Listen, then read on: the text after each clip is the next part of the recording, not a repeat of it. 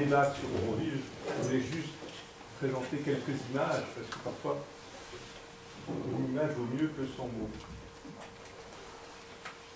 Alors d'abord, où est Auroville? En Inde. L'idée fondatrice est de faire une ville universelle autour de l'idée de l'unité humaine. La maire, qui a la vision de cette ville, imagine une ville de 50 000 personnes. Dès le début, dès l'origine de la fondation d'Auroville, il y a l'idée de l'unité humaine. Et dans cette urne, au moment de la fondation, 180 nations, je crois, 124 nations, merci beaucoup, 124 nations sont venues déposer un morceau de leur terre. Pardon ? Et 22 États indiens. Et 22 États indiens sont venus déposer dans cette urne une petite poignée de terre pour montrer le symbole de l'unité humaine.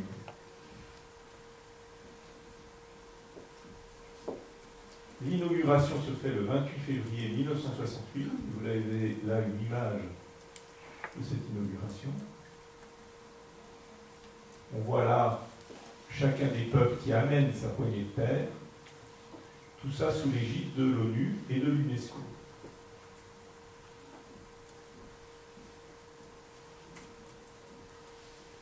Alors ça se trouve au bord de la mer. Voilà l'ensemble de la région. Et en vert, c'est les terres qui ont été acquises par Auroville grâce à des dons. L'idée étant que l'ensemble de Auroville appartienne à l'humanité. Donc quand vous donnez de l'argent à Auroville, ça leur permet, entre autres, d'acheter des terrains et l'ensemble d'Auroville devenant un lieu d'expérience pour l'humanité tout entière. La grande chance qu'a donnée le gouvernement de l'Inde, c'est d'accepter qu'Auroville soit un espace neutre à l'intérieur même du pays indien. Alors c'est bien sûr un grand projet urbanistique avec des grands débats au sein d'Auroville sur la manière de construire la ville, où il faut placer quoi, etc.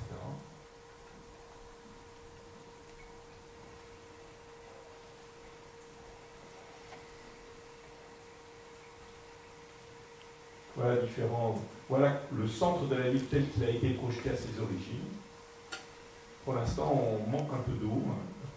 Pour faire exactement ça.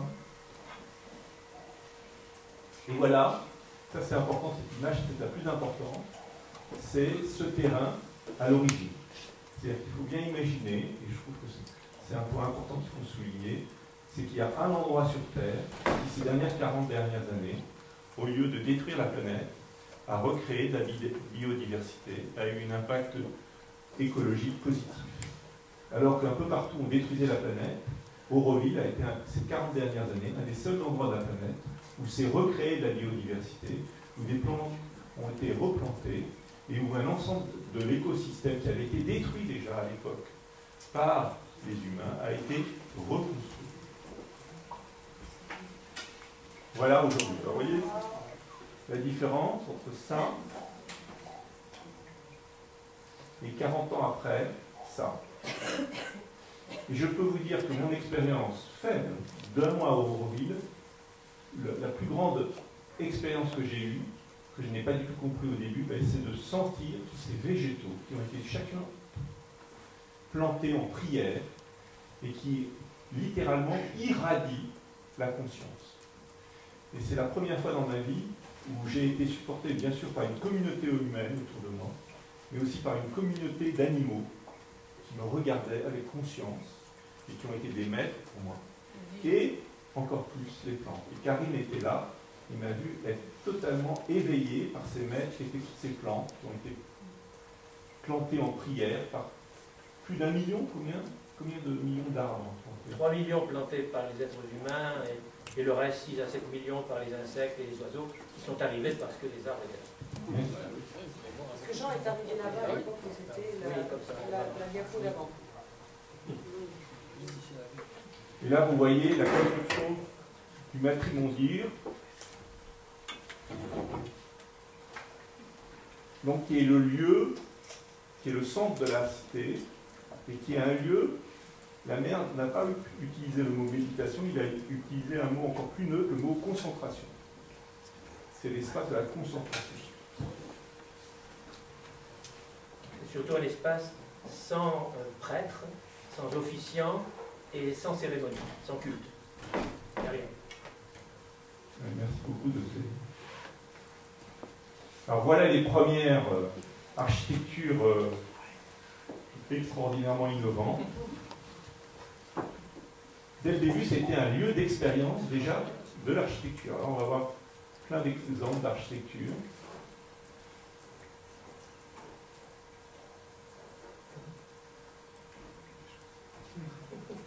Alors l'avantage dans cet espace, me parlait un architecte, c'est que effectivement, si vous voulez construire ça, construire un éco-village un peu innovant en France, vous avez le plus grand mal. Là, on a une très grande liberté de création. Et lui-même, il pourra parler de son expérience. Il est en train de construire, en fait, de faire construire une maison là-bas, de donner à Auroville une nouvelle maison.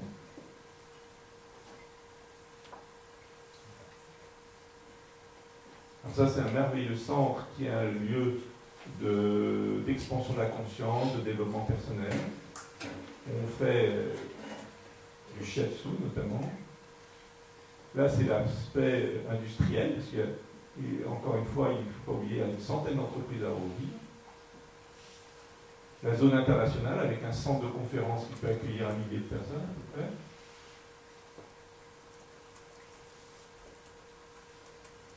Le centre des visiteurs, à peu près combien de visiteurs par jour à Auroville? Par an, 300 à 400 000. Donc à peu près 1 millier de visiteurs par jour. Dont la majorité, il faut bien le dire, visite très vite. Visite très vite. Ils débarquent en bus, ils y restent 10 minutes et repartent. C'est l'éveil instantané. Voilà.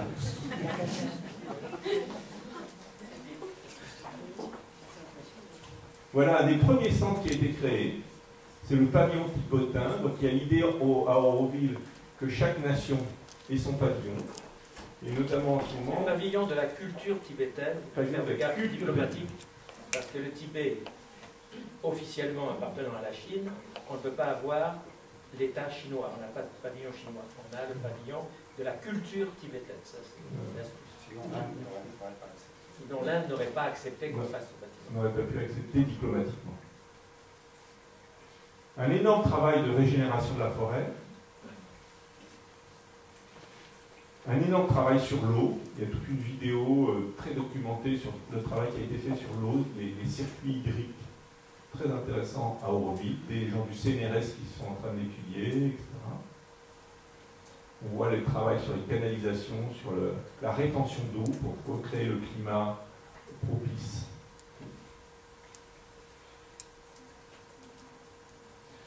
Évidemment, plusieurs fermes qui cultivent une agriculture qu'on dit aujourd'hui organique, mais aussi on parle d'agriculture ou de culture, le nom m'échappe, biologique. C'est encore un autre mot que je cherche en fait. Permaculture, voilà, merci, la permaculture. Alors il faut savoir qu'aujourd'hui, l'ensemble des éco-villages de la planète se sont rassemblés dans un organisme qui s'appelle le Global Eco-Village Network, et où vous avez des étudiants de grandes universités qui vont étudier un peu partout dans ces différents éco-villages les nouvelles approches. C'est aussi un lieu de réflexion sur l'énergie renouvelable, avec une des plus grandes cuisines solaires de la planète, qui fait chaque jour plus de 2000 repas, on le voit là au milieu, à travers un four solaire. Les panneaux solaires, une des plus vieilles éoliennes, là d'Auroville. Voilà le four solaire. Le bol, ça c'est le bol solaire. Oui, c'est le bol qui fournit de la vapeur d'eau qui alimente la cuisine en dessous. Alors ça fait aussi une cuisine extrêmement saine. Surtout elle est sainte par la méditation de ceux qui préparent la cuisine, mais elle est saine par aussi l'utilisation de la vapeur. c'est un centre de développement de la santé, là, avec une architecture très particulière, vous voyez. Là, le Watsu, une piscine d'eau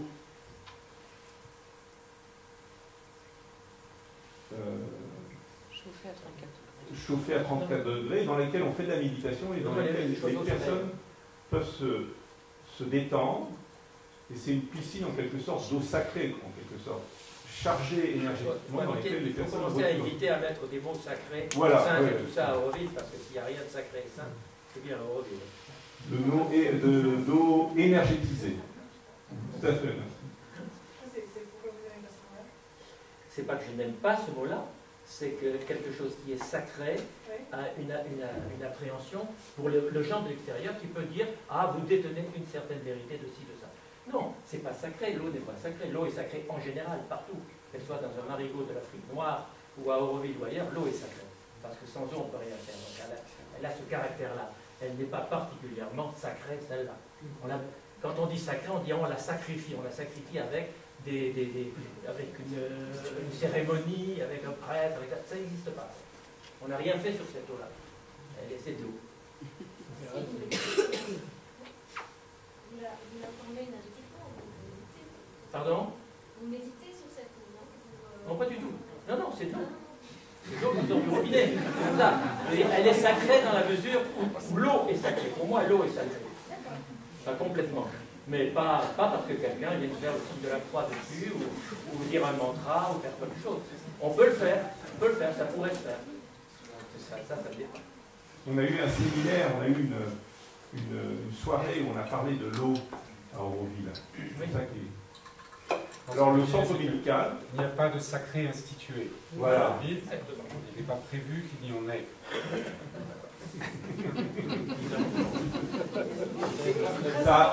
Tout ça a à voir directement avec ce qu'on évoquait précédemment entre la pédagogie intégrale et la régression intégrée. Donc il y a un très gros effort à Auroville de ne pas tomber dans une régression intégrée. Je tire mon chapeau à ces 40 ans, vous avez su éviter ça.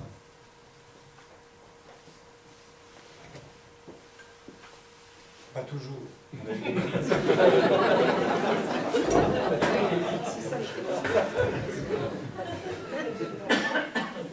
des maladies infantiles. Voilà. Alors on va leur passer la parole sur ces magnifiques images de Grèce là. Et on se posait la question comment on organisait cette table ronde. Et on s'est dit finalement la meilleure manière, surtout qu'on ne vous a pas beaucoup laissé la parole, c'est de partir des questions. Donc je vous invite sur ces quelques images à poser des questions à notre table ronde et ça orientera chacun dans sa présentation. Donc quelles seraient vos questions sur Auroville à l'occasion de ces 40 ans d'Auroville? Est-ce que quelqu'un pourrait venir traduire pour Ouma qui a du mal à suivre? Est-ce que quelqu'un peut se mettre à côté de Ouma? Merci Chris. Je vois déjà Robin qui veut poser une question. Est-ce que tu peux te lever et te mettre près de nous? Ceux qui veulent se poser des questions, se lèvent s'il vous plaît. Venez. On l'entend très bien. Ou alors, mais en tout cas, au moment où vous posez la question, levez-vous. Et je vais déjà aller essayer de vous porter le micro. Voilà, si ça va jusqu'au bout. Voilà. Merci. I'm fascinated and curious about how, with all these different nationalities, how you communicate. How does a common language emerge between you to run the place, I mean, to do all your daily tasks and so on, without a governance structure, or maybe there is an emergent governance structure? It's kind of like that's a fascinating bottom-up process. Tu peux traduire la question, Michel, s'il te plaît? Alors la question de Robin, c'était comment, compte tenu du fait qu'il y a effectivement 35 nationalités, et l'idée c'est qu'il y ait toutes les nationalités de la planète. Donc comment la communauté d'Auroville a géré cette diversité culturelle qui est une des grandes idées fondatrices d'Auroville, l'unité dans la diversité. Et communique. Devinez. En anglais. Et bien sûr. Non, c'est aberrant, mais c'est comme ça. L'anglais est la langue véhiculaire la plus développée du monde. Elle est développée énormément en Inde, parmi le peuple indien. D'ailleurs, voilà une indienne qui sait traduire en anglais tout ce qu'on vient de dire, et pas en hindi. Voilà, donc l'anglais est la langue véhiculaire. Seulement, il y a une langue qui est enseignée. Il y a la langue véhiculaire qui est l'anglais. Il y a la langue tamoule qui est la langue du coin, de la région tamoule. Il y a le français, pour des raisons dont Jean-Yves pourrait vous parler. Et il y a le sanskrit. Ça, c'est les langues qui sont enseignées. Mais la langue véhiculaire est essentiellement l'anglais et le tamoul. Ça donne des résultats qui sont très intéressants sur le plan des enfants. C'est comme c'est une ville internationale, il y a des couples qui font des enfants, comme partout, c'est bien. Et ces couples-là sont parfois, comme il y a beaucoup de nationalités, un espagnol et un français, un italien et un allemand, enfin ça peut y avoir toutes sortes de choses. Donc il y a dans la famille deux langues qu'un enfant va parler. Il y a l'anglais qui va parler dans la vie de tous les jours et le tamoul qui va entendre tout le temps et qui va connaître très bien avant de l'apprendre à l'école. Donc il est très très très fréquent de voir des enfants qui parlent 4 langages à Auroville très facilement. Tu veux parler quelque chose sur les langues ? Je pense que la question posée doit porter aussi sur, puisqu'on parlait d'organisation, sur la langue métaphorique, comment on fait pour s'entendre. Ben, on n'y arrive pas très bien en fait, parce que c'est pas une question de langue, c'est une question de différents conditionnements culturels. En général, on se comprend entre nous dans la mesure où nous partageons des codes en commun et nous avons des références communes. Lorsqu'il y a une très grande diversité, voire une hétérogénéité culturelle, ces codes communs n'existent pas. Donc il est très difficile de se comprendre. Et ça ne nous a pas empêché de continuer à grandir pendant 40 ans. Et c'est une partie un petit peu mystérieuse d'Auroville. Comment se fait-il qu'on ait grandi alors qu'il n'y avait aucune instance de régulation, d'homogénéisation? Et je pense que c'est parce qu'il y avait une unité plus profonde qui a toujours maintenu la cohésion, malgré toutes nos incohérences, nos disputes. Dieu sait qu'on se dispute. Et ça ne remet jamais en cause le sentiment que l'on a d'être ensemble dans une même expérience que l'on ne connaît pas, en fait. C'est ça la question. On est tous engagés dans une aventure que personne ne possède. On est tous à la découverte. Et chacun en découvre un petit bout. Et alors la difficulté, c'est d'intégrer, dans une démarche intégrale, tous ces petits bouts de découverte. Oui, venez par ici. D'autres questions? Tu peux poser une question? Tu veux poser une question? Oui.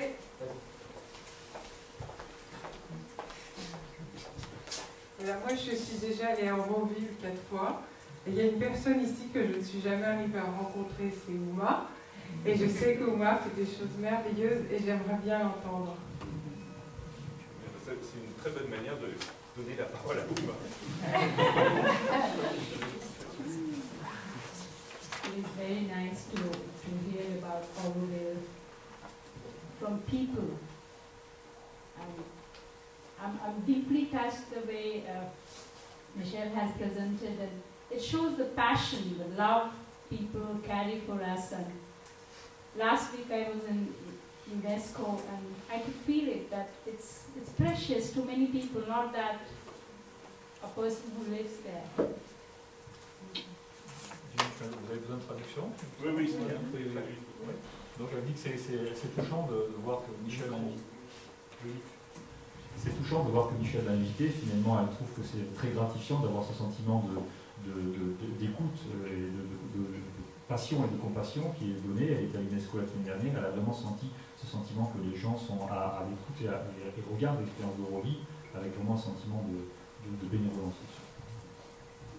I'm Indian and I came to Auroville 12 years back for 2 weeks to do a design project. I'm a fashion designer by profession. And that 2 weeks is still on. I'm there for 12 years. Donc en fait, elle est modéliste, designer de mode. Elle était venue pour un stage de 15 jours à l'origine en Auroville, il y a 12 ans, et elle est toujours. One thing I learned in Auroville is being part of universal family. To accept in your conscious and your subconscious that your family means 43 nationalities. It was my personal breakthrough. And from there to be able to connect to larger world. And actually India says Vasudhaiva Kutumbakam, the whole universe is your family, but it was a line in Sanskrit for me till the time I actually came to Auroville, and somewhere one day somebody asked me, your family lives in Auroville? I said, yeah. So who else are there? 43 nationalities, 2,000 people from all over the world. And I was not saying it mentally. It was, I said it as if it was the most natural thing to say. Donc en fait, elle dit qu'au départ, effectivement, quitter sa famille, c'était une expérience, mais quand elle arrive à Auroville, elle a eu le sentiment graduellement que finalement sa famille, c'était Auroville. Et c'est ce qui lui a vraiment permis de faire un gros saut en termes de son niveau de conscience, ce qu'elle a appelé le breakthrough, c'est de se rendre compte que finalement sa famille, c'était 43 nationalités et 2000 personnes. Et un jour, on lui a demandé où est ta famille, est-ce qu'elle est à Auroville aussi? Elle a dit oui, ma famille est là avec moi, en parlant de la famille d'Auroville.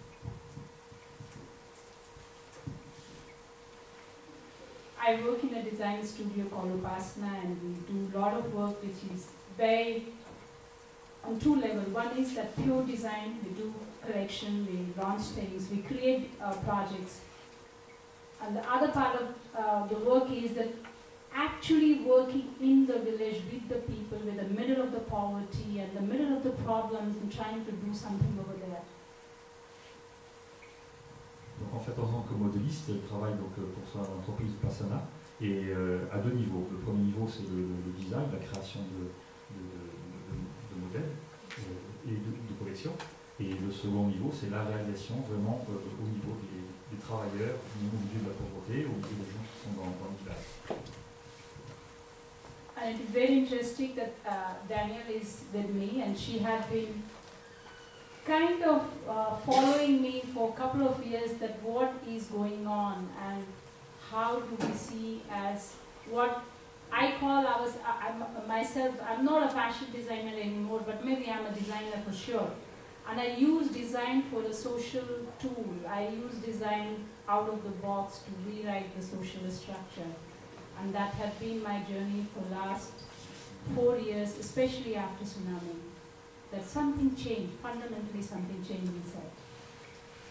Donc elle est très contente que vous soyez ici à côté parce que ça vous l'avez suivi depuis 2 ans.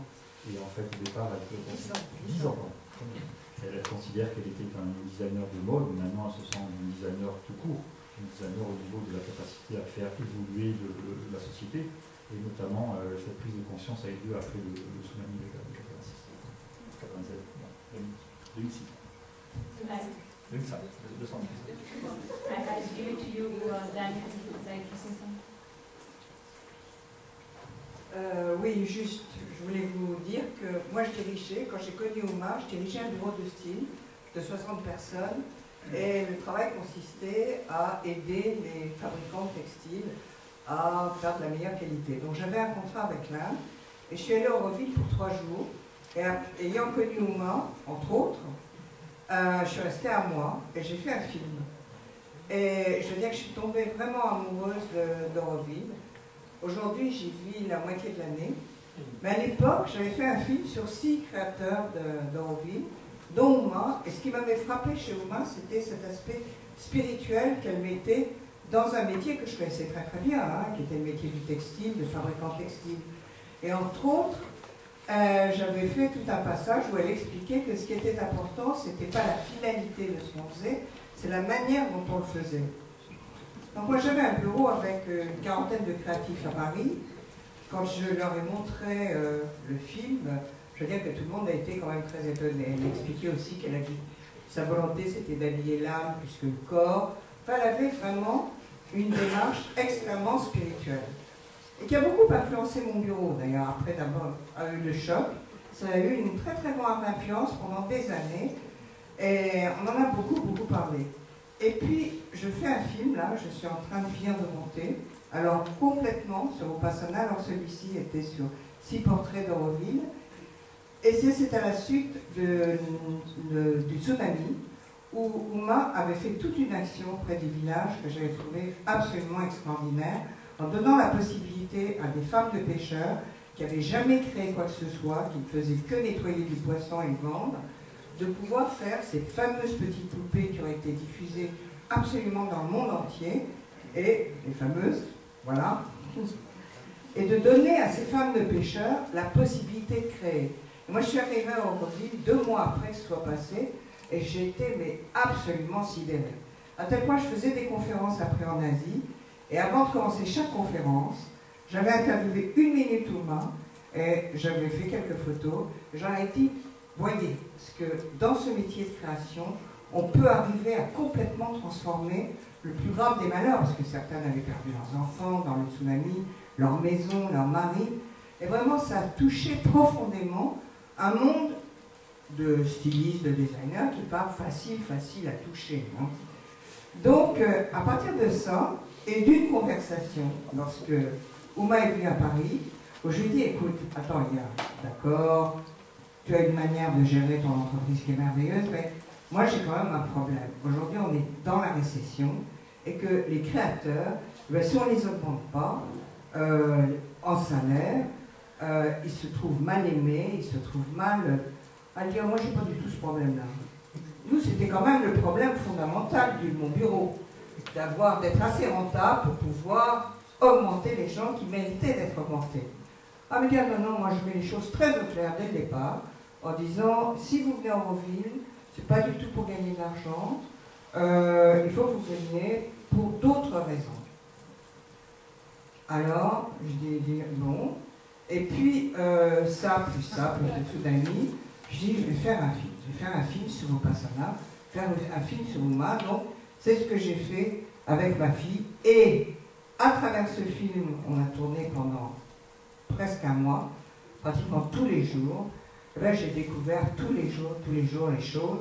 Et c'est là où on en arrive au design intégral, c'est-à-dire que c'était pas simplement une petite manière d'être, une liberté extraordinaire qu'elle donne aux gens, une communication que j'ai jamais vue dans plus d'entreprises, une responsabilité mais profonde, mais justement que c'est une espèce de design intégral qu'elle propose à l'intérieur de son entreprise et que j'espère pouvoir arriver à faire passer dans ce film, parce que je trouve que c'est un message absolument extraordinaire que j'ai jamais vu nulle part.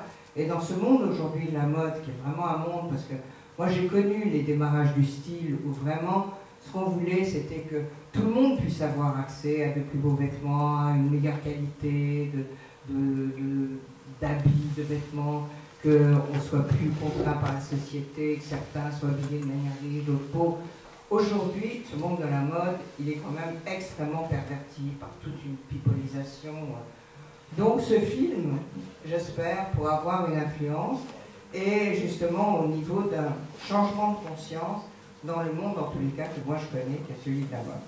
Donc je suis extrêmement redevable à Uma, qui malheureusement m'apprend tous les 6 mois. C'est-à-dire que j'ai tourné il y a 1 an, mais tous les 6 mois, tous les 3 mois, quand j'arrive à Auroville, parce que je viens 2 fois 3 mois, à chaque fois il y a des changements. J'ai dit, mais quand est-ce que tu vas t'arrêter de lancer des projets Oui, c'est ce qu'elle me dit.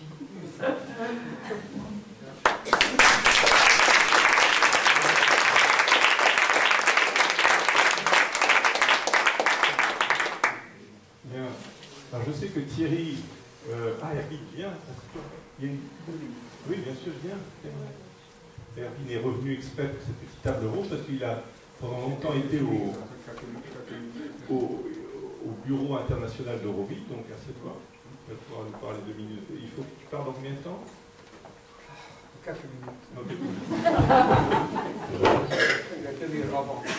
Donc vous avez... Alors Thierry aussi s'en va. Donc peut-être...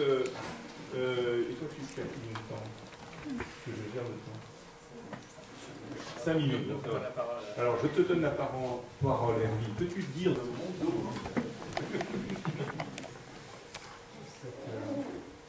C'est une très grande expérience pour moi. À un certain moment, je suis allé chaque année pour la commission. Je me trouvais toujours à la maison, je me trouvais en sensation d'être chez soi, une sensation en contact. Il y a aussi une expérience personnelle, des détails, je savais raconter seulement la chose principale. Une fois que j'étais en Auroville, j'ai reçu un télégramme que ma mère est morte. Et je suis allé juste directement en Martinique. J'avais contacté. Ensuite, je suis allé au Dharamsala pour le Dalai Lama pour quelques jours. Mais c'est une expérience formidable. C'était très douloureux d'abord. Mais être en Auroville, c'était probablement le meilleur endroit du monde pour ce moment-là. Parce que justement, j'ai vu ma mère qui a habité en Amérique toute seule, elle avait plus de 90 ans.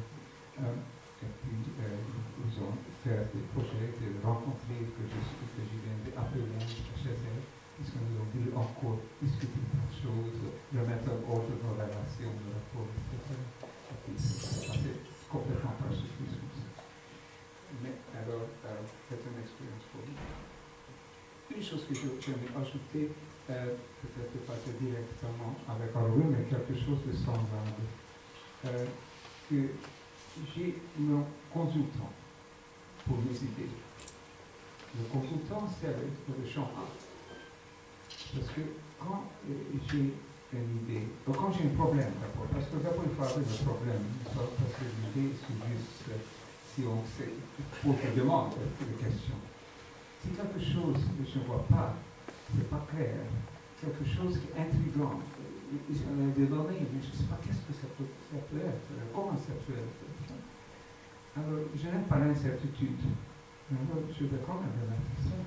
Et puis, pas penser pour le moment, mais après quelques jours, avec cette période, le soir et le matin, s'il n'y a rien pas une idée assez claire de la direction que je devrais chercher, alors je devrais faire tomber ça. Et c'est rarement le cas. Souvent, très souvent, quelque chose arrive, un insight, une intuition dans la direction qu'il faut aller. Et cette intuition est constante. Donc, jusqu'ici, il n'est jamais arrivé que ça changer. C'est une intuition fondamentale que ça doit être le cas. C'est pas changé. Peut-être que je suis devenu dogmatique, c'est possible, mais c'est pour moi le garantie que ici, je cherche quelque chose qui est vraiment dans un sens, une véracité, une probabilité d'être vrai. Et pour moi, c'est pas moi donc. Je reste sur cette assurance. Je ne sais pas si vous dites bien, mais je pense que ça vient d'une sorte de formation. Et je suis absolument dépendant de ça.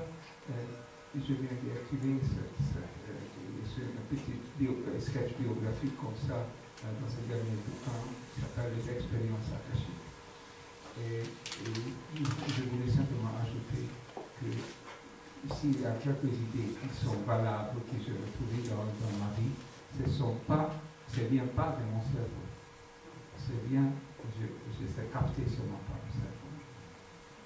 Et si on reste ouvert à ça, tout le monde a cette possibilité de toucher un aspect de la monde réel.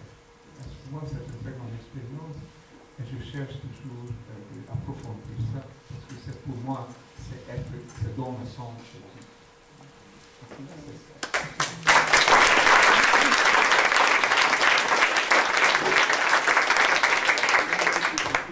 Magnifique pour cette université intégrale, merci à Michel et tous nos amis de Culture Libertaire France, parce que c'est une initiative, the time has come, le temps est mieux, justement, pour cette chose.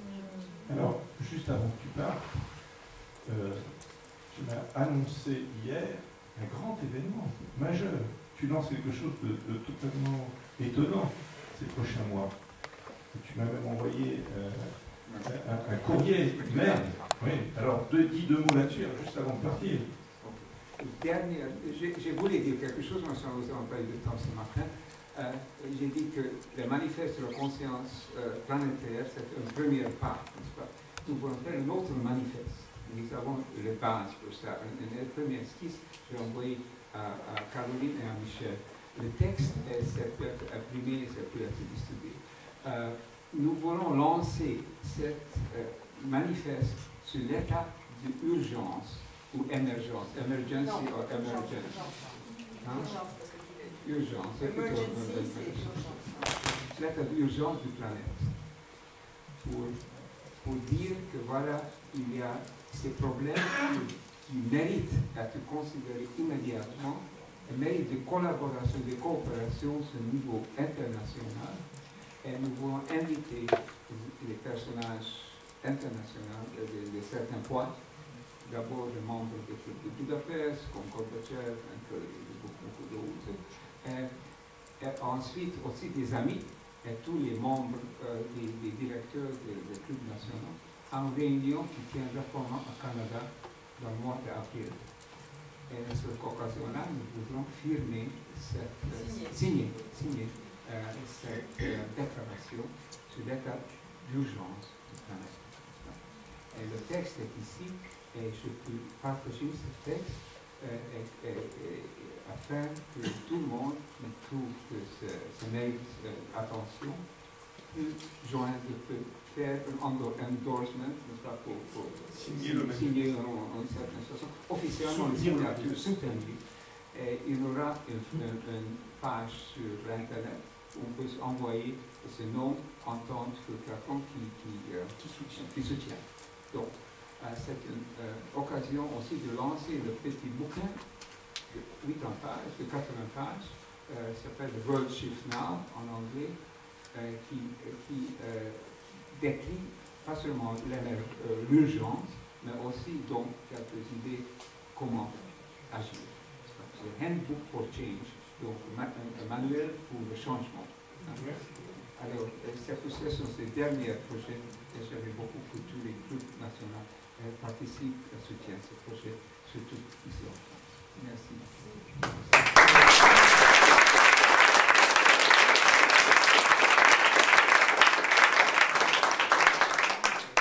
Merci Hervine. Et donc ce manifeste sera sur le site de ce soir. Vous pouvez le regarder. Il sera en anglais. Bien. Merci beaucoup encore Hervine. Thierry va lui-même prendre une thé. Donc avant qu'il nous quitte, j'aimerais avoir un regard de Thierry qui a beaucoup voyagé, qui est porteur en France d'une douzaine de grands projets d'ordre planétaire, d'une réflexion de comment restructurer la planète dans des grands travaux qui permettraient à l'humanité de se préparer à ce 21e siècle. Après avoir écrit 2100, il s'est lancé dans l'action, c'est-à-dire de structurer des groupes de travail autour des grands projets, des grands travaux que la planète devrait supporter pour se transformer dans le bon sens. Et dans ce contexte, je lui ai demandé de venir à cette table ronde, non pas parce qu'il a été à Auroville, puisqu'il est le seul à ne pas être allé à Auroville, mais pour avoir vraiment le regard, le seul de cette table ronde à ne pas être allé à Auroville, pour nous dire son regard externe sur cette expérience. Et aussi, j'aimerais aussi, juste avant que tu partes, que tu nous dises très rapidement tes 12 groupes de travail, parce que j'étais dans votre réunion à l'Assemblée Générale, et je sais que vous faites un travail absolument passionnant, et qui est extrêmement important dans le contexte actuel pour le futur de l'humanité. Oui, ces 12 groupes, on peut les trouver sur le site 2100.org, donc c'est très, très facile, vous verrez ce qui est en cours. Alors, ce que tu nous as montré avec tes diapositives me relie avec ce qu'on a dit ce matin. C'est-à-dire que j'ai l'impression que la fondation d'Auroville était très inspirée, je dirais, par l'esprit des Nations Unies et de l'UNESCO, dans ce sens que ces États-nations qui amènent leur terre dans une urne, cette idée que les peuples de différentes provenances et de différents langages vont pouvoir vivre ensemble. Donc on est dans un univers où c'est la paix dans le monde et l'entente entre les peuples qui est, je dirais, le support de l'initiative. Et ce qui m'a beaucoup impressionné, c'est que la photo la plus impressionnante de ces diapositives, c'est la photo de la forêt. C'est-à-dire que c'est plus les hommes, c'est le rapport des hommes avec la nature. Et ce qu'a dit Michel ou Karine à propos de Michel et de sa relation avec les arbres et les animaux qui étaient autour, montre que donc il y a un acteur nouveau, la nature, qui est arrivé. Les relations entre les hommes, alors là je n'ai pas autre chose que des informations fluctuantes sur le fait que dans certains cas ça s'est bien passé, dans d'autres cas un peu moins bien. Mais par contre, la question de la nature, elle est très impressionnante. Elle est très impressionnante. Alors, moi, je dirais l'intermédiaire que j'ai avec Euroville, c'est mon ami Kiran Vyas, le fondateur de Tapovan, qui habitait là-bas, et la mère lui a dit, maintenant ta destinée, c'est d'aller porter la pensée d'Euroville et de l'Inde en Europe. Donc il a fondé ce centre Tapovan, qui a maintenant une antenne en Normandie, où il enseigne le yoga, le massage indien, il y a un colloque d'Ayurveda tous les ans. Et en fait, ce n'est pas spécifiquement aurovillien, c'est vraiment la pensée indienne. C'est, je dirais, une certaine partie qui est très présente sans doute à Euroville, mais qui aussi irradie l'ensemble de l'âme. Et cette pensée, j'en ai eu une information, un contact, il y a maintenant 30 ans. Donc, il y a 30 ans, je suis allé en Inde, j'étais à l'époque chargé de programme de technologie et d'innovation ici au ministère de l'Industrie. Donc, je suis allé à Varda, qui est là où il y avait l'ashram de Gandhi. Et à Varda, il y avait un centre pour la science dans les villages, Center for Science in Villages. L'idée, c'était de construire des outils techniques qui permettent aux villages d'être autonomes. Par exemple, des fermenteurs pour avoir du gaz, et avec ce gaz, on faisait marcher des petits moteurs, on faisait aussi des petites filatures locales, etc. Donc, je vois quelqu'un, on me dit, tiens, c'est un philosophe, vous devriez discuter avec lui. Ah, bon, très bien. Je dis, il y a peu de philosophes occidentaux qui se sont intéressés à la technologie, qu'en est-il des Indiens? Et il me répond, la pensée de Gandhi, c'est que la technologie doit être mise au service de l'homme et non pas l'inverse. Lui, là, quand on a dit ça, on a déjà dit beaucoup. Je dis, c'est intéressant. Et il dit, vous devriez aller poser une question à Vinoba. Alors, je dis, qui c'est Vinoba? Ah, on me dit, Vinoba, on ne connaissait pas Vinoba. Ouais, Vinoba, c'est le créateur du mouvement de la persuasion. Ah, très bien, mais qu'est-ce que c'est le mouvement de la persuasion? Eh bien voilà, c'est pour persuader les riches de donner leur terre aux pauvres. Et ça marche? Ah ben oui, ça marche. Ça marche. Alors, Vinoba ne se déplaçait qu'à pied pour des raisons doctrinales, et son dernier voyage, il était allé depuis Varda jusqu'à New Delhi, et sur le chemin, il avait mendié des terres auprès des propriétaires terriens. Il était arrivé au Congrès, à l'Assemblée, à New Delhi. Il avait déposé sur le bureau de l'Assemblée un certain nombre de milliers d'hectares de terre.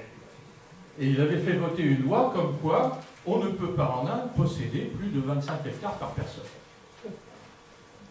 Et donc l'Inde est restée, contrairement à la Beauce, une nation de petites propriétés villageoises où effectivement on est passé par-dessus un certain nombre d'inconvénients de notre agriculture industrialisée. On a pu maintenir les villages, bien qu'ils aient peu de revenus nominaux. Les grandes pauvretés se trouvent dans les villes, et non pas dans les villages. Ils sont modestes, mais enfin, ils vivent, je dirais, honorablement. Alors, et bon, ce Vinoba, effectivement, peut aller le voir, vous pouvez poser la question. Quelle question je vais poser? Pendant la nuit, je me dis, quelle question je vais poser? Le lendemain, j'arrive, avec plein de gens, parce que tout le monde pouvait poser la question. Madame Gandhi venait une fois par an poser sa question, et puis aussi tout le monde, les villageois, posaient chacun leur question. Et Vinoba avait toujours des réponses très laconiques. Alors j'écris en anglais, est-ce que la persuasion va suffire à transformer la technologie lourde en technologie villageoise? C'est des village technology. Alors on transmet le bout de papier à Vinoba, il lit, il se redresse et il dit persuasion plus teaching. Donc la persuasion plus l'enseignement. Alors sur le moment, je me dis comment est-ce qu'on persuade les enseignants. Et puis je dors encore une nuit et le lendemain je me dis mais pour un Indien, l'enseignement ça n'a pas le même sens que chez nous. C'est pas post-cursum animal tristé. C'est les enseignements, les grands enseignements. Et donc, effectivement, ça a marqué le reste de mon existence. Voilà, je vous remercie.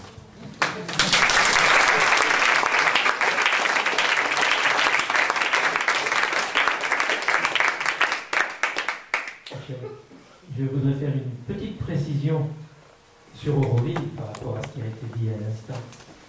Les présentations qu'on a fait très succinctes aujourd'hui font penser qu'Auroville est une ville, est un endroit où on va construire une ville, etc. C'est pas vrai du tout. C'est pas vrai du tout. Auroville est un endroit où on va essayer, je dirais essayer de construire un être humain. Sans être humain nouveau, entre guillemets, il n'y aura pas de ville nouvelle. Parce que les structures anciennes que nous avons, dans lesquelles nous vivons, que ce soit des structures sociétales, économiques, politiques, quelles qu'elles soient, sont des structures que nous, humains, avons construites. Si on ne change pas l'humain, ces structures resteront toutes leur vie qu'elles sont. C'est qu'il faut il faut pouvoir arriver maintenant à changer, ce qu'on appelle changer de conscience, pour que l'être humain change et qu'il fabrique, Auroville entre autres, les villes en particulier, et tous les systèmes sociaux ou politiques qui existeront dans le monde. Mais l'essentiel, c'est ça. Donc le travail essentiel pour nous à Auroville n'est pas de construire Auroville en tant que ville. Ça, on le fait parce qu'on est obligé, on vit quelque part. Mais ce qu'il faut, c'est essayer de changer l'être humain.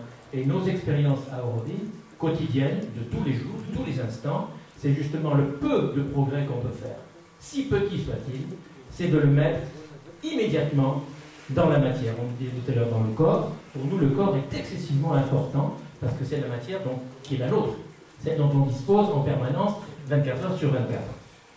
Et bien, à Auroville, ce qu'on essaie de faire, c'est que chacun a une vision. Elle travaille dans un atelier qui est un atelier industriel, qui devrait rapporter de l'argent, etc. Ce n'est pas son problème.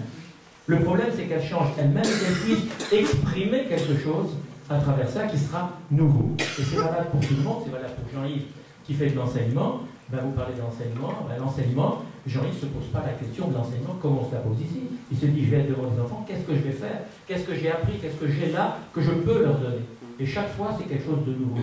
Donc, il faut bien savoir qu'Auroville n'est pas un endroit où on fabrique quelque chose dont on connaîtrait le concept à l'avance, et ça veut dire on détient une certaine vérité. Non, pas du tout. On ne détient rien du tout. On essaie, comme tout un chacun, de faire progresser l'être humain que nous sommes, et l'être humain qui est en nous déjà. Et si on y arrive, tant soit peu, on changera, tant soit peu, ou alors beaucoup, peut-être un jour, notre environnement en général.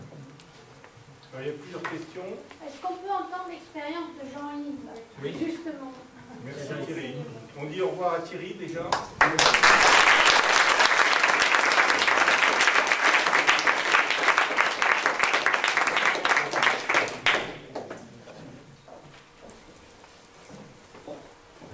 L'expérience de Jean-Yves, je ne sais pas très bien en fait.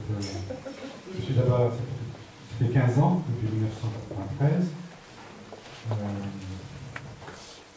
Mon expérience d'Auroville, c'est d'abord que c'est un lieu extraordinaire, c'est un privilège extraordinaire d'être un lieu où il vous est donné la liberté, si vous l'osez et si vous en êtes capable, d'inventer chaque jour quelque chose progressivement, pas des nouveaux qui se constituent, en étant libre de tous les, bon, plus d'enseignement, par exemple, de tous les programmes. Donc on invente avec les gosses ce dans quoi ils veulent grandir, ce qu'ils veulent perfectionner. Ça, c'est extraordinaire d'avoir cette liberté-là. Ou bien pour Uma, d'avoir la liberté d'inventer un modèle d'entreprise. D'avoir le champ libre pour ça. C'est un privilège qui est très rare, évidemment. En fait, nous avons des activités très différentes. Nous sommes tous les deux à l'école. Parce que Auroville a été conçu comme un lieu d'éducation perpétuelle, vous savez. Et c'est vrai, on apprend à faire ce que l'on fait, on apprend à être ce que l'on aspire à être, parce que l'espace a été donné. Et c'est ça qui est unique, je crois, à Auroville. Ce ne sont pas les Aurovilliens qui sont des êtres humains comme il y en a absolument partout.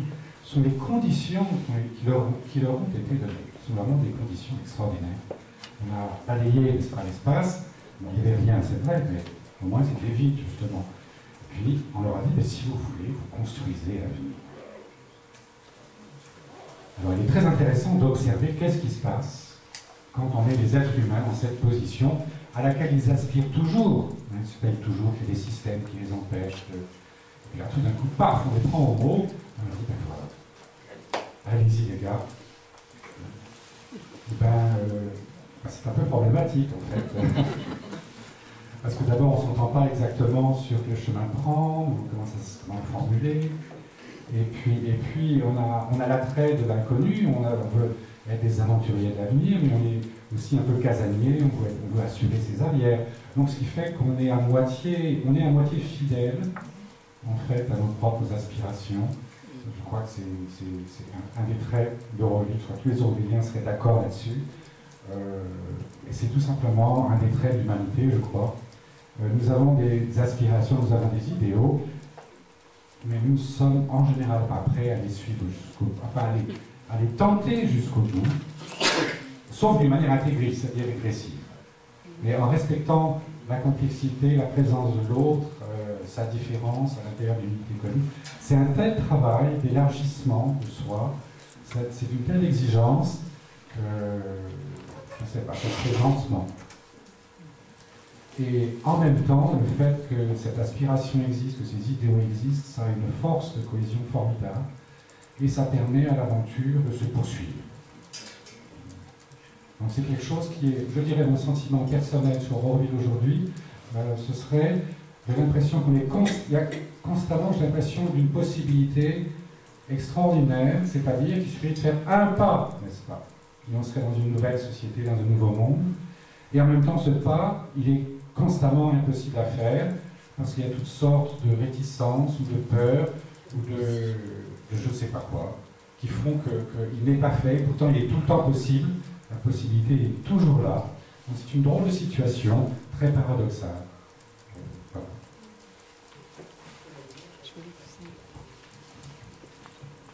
Merci beaucoup. D'autres questions? Alors, qui veut encore des questions? Levez le bras pour qu'on fasse un peu le tour. Il y en a 3. Viens avec nous, Esther. Bonjour. Maintenant que vous avez bien fait arriver avec Auroville, j'ai une question posée sur l'ouverture de la ville pour le sujet de l'accueil d'éventuels nouvelles arrivants, de nouveaux visiteurs, pas pour visiter 10 minutes en bus, mais quelles sont les démarches à faire, qu'on peut faire pour venir visiter, voir plus. Voilà, sachant que moi je suis designer aussi comme moi, je suis ravi de travailler en partenariat avec une entreprise là-bas. D'accord.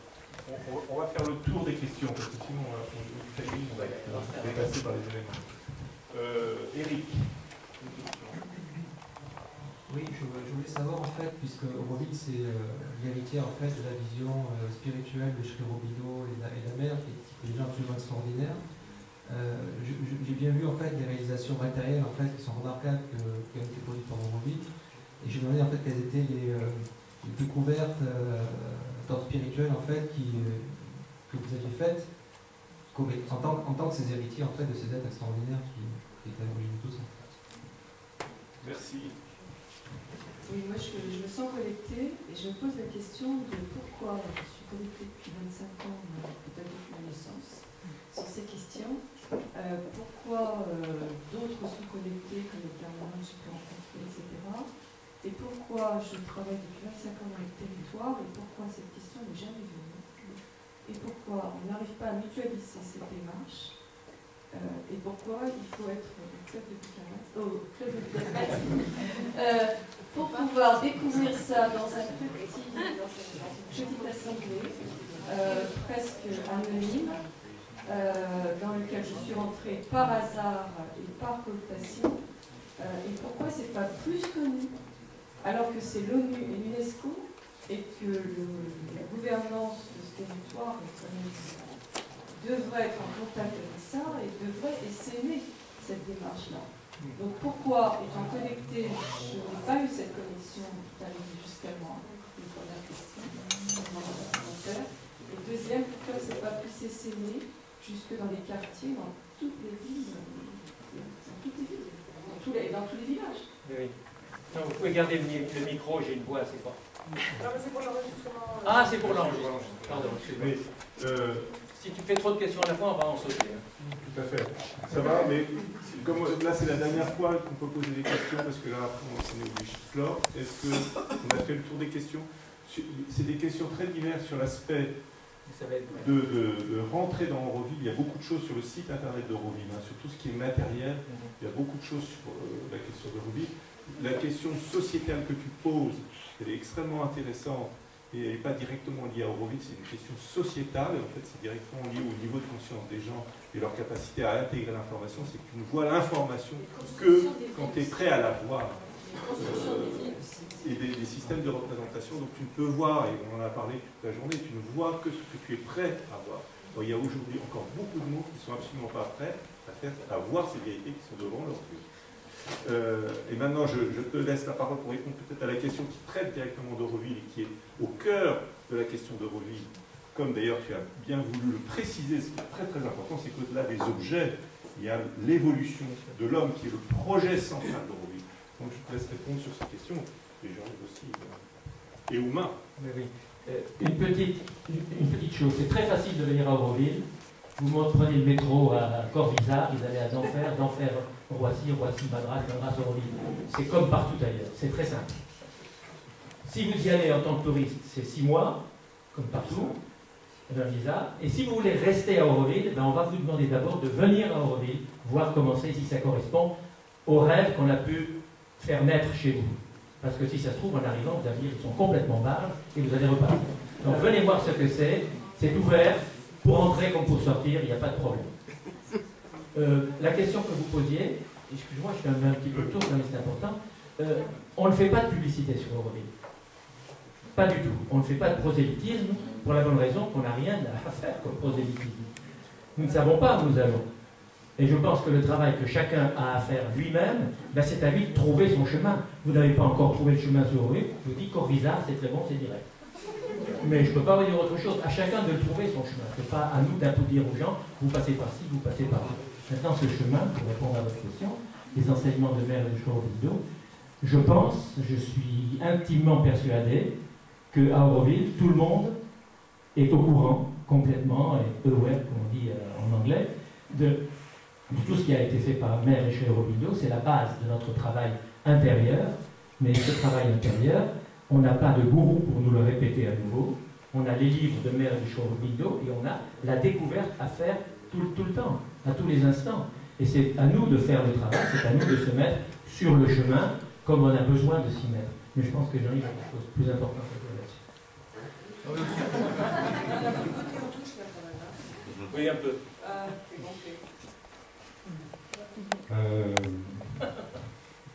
En fait, on communique peu, c'est vrai, c'est parce qu'on ne sait pas comment communiquer. Mais si vous êtes intéressé, c'est avec plaisir que j'échangerai avec vous. Parce qu'on a aussi besoin d'interlocuteurs pour faire l'effort d'objectiver ce que nous faisons. Et ça nous a agrandi aussi. Sinon, ça reste toujours une sorte de subjectivité qui n'est jamais vraiment en forme. Alors, ce qui concerne je sais pas, la vie intérieure, c'est ça votre question, ça, les découvertes de la conscience. Les découvertes spirituelles que vous avez pu éventuellement faire et peut-être que vous souhaiteriez partager. Oui, bon, ce sont des choses qui sont difficiles d'aborder parce qu'elles sont assez intimes, pas forcément très bien définies, elles varient selon les individus. Il y a certainement du yoga qui se fait, je dirais, à Auroville, bien que je ne crois pas que beaucoup de Auroviliens oseraient dire qu'ils font un yoga. Et en même temps, il y a du yoga qui se fait. C'est comme ça. Pourquoi? Parce que, en fait, quand même, qu'est-ce qui fait qu'une expérience comme ça tient? C'est qu'il y a à l'intérieur de chacun une flamme, n'est-ce pas, une flamme d'aspiration, une flamme d'offrande, à un divin qui n'est pas défini, mais qui est senti comme existant, comme ce vers quoi l'on grandit, et que c'est avec cette flamme qu'on traverse tout.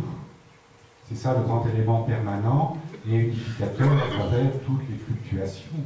Et cette flamme, elle nous emmène vers toutes sortes de choses. Alors il y a des voyages comme ça vers le haut, puis il y a des voyages vers le bas, parce qu'il faut aussi que ce qui est en bas et obscur monte, donc on voit ce que c'est, et puis qu'on le clarifie, Et tout ça, ça se fait dans une espèce de pataugeoire commune.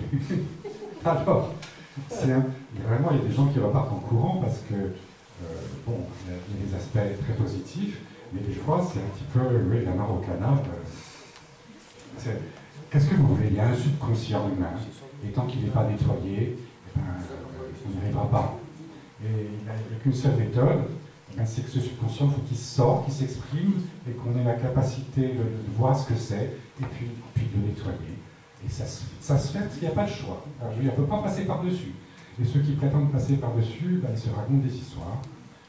Surtout collectivement, n'est-ce pas? Individuellement, on peut toujours faire des échappées, mais en ce qui concerne l'aventure humaine elle-même, il faut se rendre compte qu'on est allé d'aspiration en aspiration, d'idéal en idéal, mais aussi d'échec en échec. Pourquoi? Parce qu'il y a une espèce de soubassement obscur qui n'est pas élucidé encore et qui doit l'être. Donc il faut mettre le haut en contact avec le bas. Et c'est un travail qui est très... Il faut être très patient, très endurant, très humble, parce qu'on se casse la figure constamment. Et puis en même temps, garder la foi, le courage, la flamme. Et petit à petit, il y a un chemin qui se fait. Et il y a du yoga qui se fait. Mais il faut être très vaste, très plastique. Voilà, je ne sais pas si je peux dire plus que ça. Yves, viens t'asseoir 2 minutes au milieu là. Yves, viens t'asseoir. Tu connais Bouma.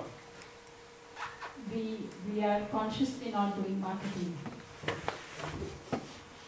We have website, which is a very intensive website, which anybody wants to go and look what Auroville has to offer is there on the net. But we are not making a conscious marketing for Auroville. That's not the point that Joy said. Second point is that do we have something as a person to offer in the spiritual achievement? Our yoga is not individual. Sri Aurobindo called or said whole life is yoga, and we talked about integral yoga. It's very much connected to the way you are, and one has a feel when you reach in the atmosphere of Auroville, you see it that there's something pulsate in the air, and one receives it as one's capacity. You cannot package it, but there is fundamentally there's something there. Donc deux choses, en fait, deux points. Le premier, c'est qu'au niveau du marketing, il y a un site d'Auroville qui est très riche, il y a beaucoup d'informations, mais il n'y a pas une volonté consciente d'exprimer un marketing. Le deuxième point que vous faisiez, c'était qu'au niveau du yoga, il y a un yoga intégral qui est pratiqué en fait par les gens qui le veulent, mais c'est surtout le fait que quand on arrive à Auroville, on est dans une ambiance en fait, qui vous permet, si vous souhaitez ou pas, d'absorber cette énergie-là. We have something in offer in industry level, we have something to offer in education, we have something to offer in life, we have something to offer in ecosystem, we have something to offer in architecture, we have something to offer in health. And this is a way of living. There is nothing called a wisdom which is in the air or which is typed, it is lived. And that's Donc, je commence par la fin. Il n'y a pas une sagesse qui soit écrite dans des textes. Il y a beaucoup de choses à offrir sur le plan de la santé, de l'architecture, de l'industrie et autres exemples. Mais ce sont des choses qui sont dans l'air, que l'on peut capter si l'on souhaite, mais ce n'est pas un enseignement de sagesse écrite. Alors Yves, j'aimerais en profiter pour préciser une chose et vous demander d'applaudir Yves parce qu'il a été... Il a été le président du club de Budapest France pendant 10 ans. Et je peux vous dire que dans le style de management extrêmement difficile et chaotique, c'est une expérience majeure. Donc vraiment...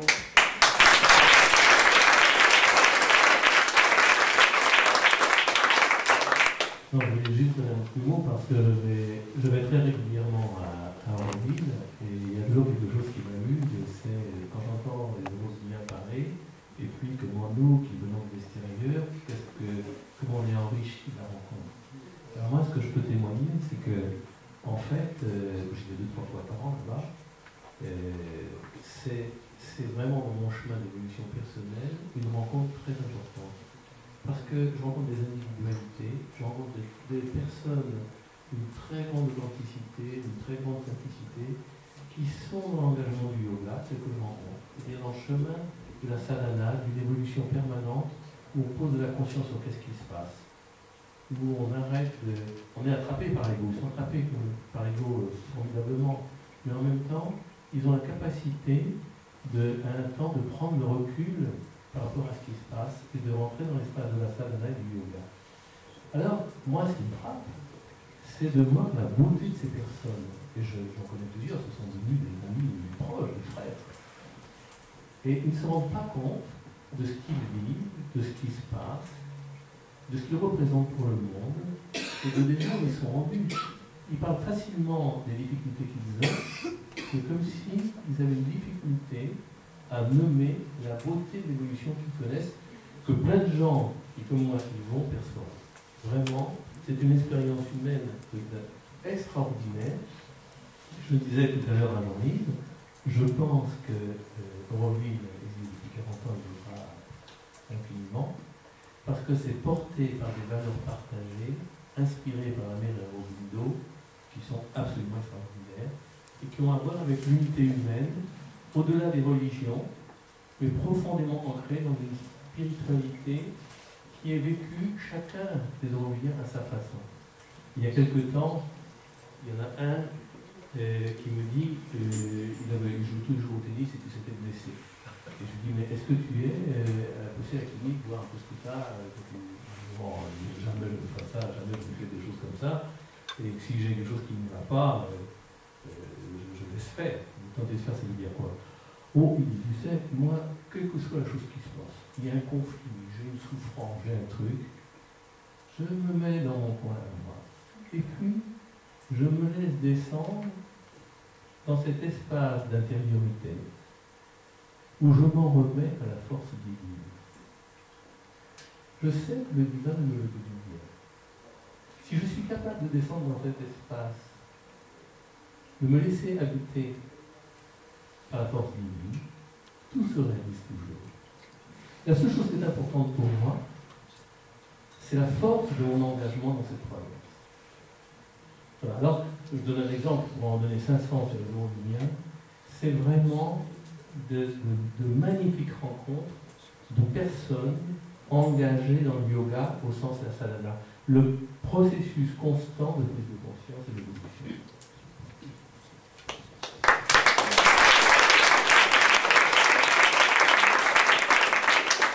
Je voudrais ajouter vite une phrase très courte de Sri Aurobindo: il y a autant de yoga qu'il y a d'individus. Personne ne détient une vérité.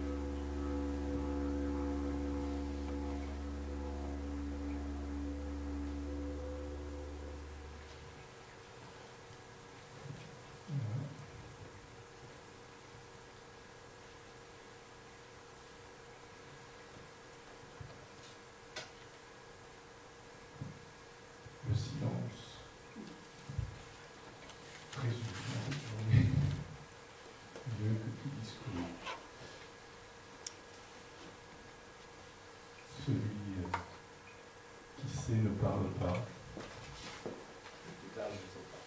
Je ne parle pas.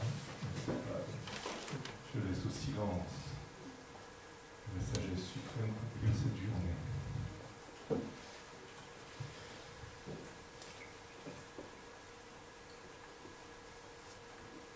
Ça a été une très belle journée grâce à vous, grâce à chacun d'entre vous. On va vous demander de faire petite évaluation de cette journée, parce que ça nous permet de journée en journée d'améliorer. L'université intégrale, c'est aussi une réflexion sur notre manière de faire les choses. On a besoin de votre conseil pour améliorer encore ces journées. Donc on a préparé une petite feuille de papier que Bénédicte va vous transmettre. Je vous invite à la remplir. Et pendant que vous la remplissez, je vais donner le micro à quelques personnes qui pourront aussi évoquer leur expérience d'aujourd'hui.